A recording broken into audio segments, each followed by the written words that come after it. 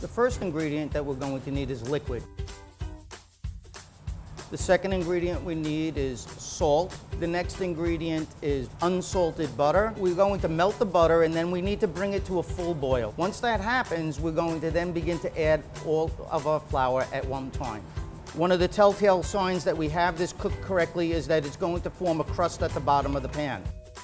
We're going to remove it from the heat and then we're going to allow it to cool for a short period of time and move it to a mixer.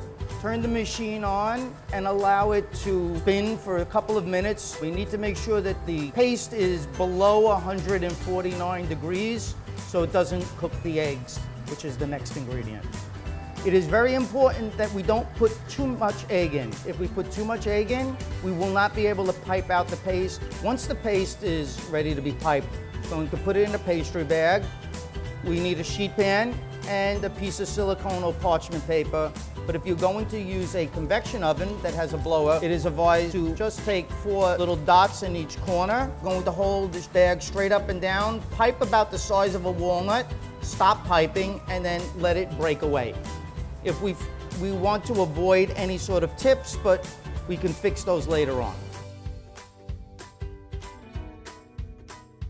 If you have some points, you can take a spoon and dip it in a small amount of cold water just to help flatten them out. We will bake them at 2 different temperatures. A high temperature, about 375 degrees, until they've tripled in volume, and then lower the temperature between 350 and 325 until they're dried out.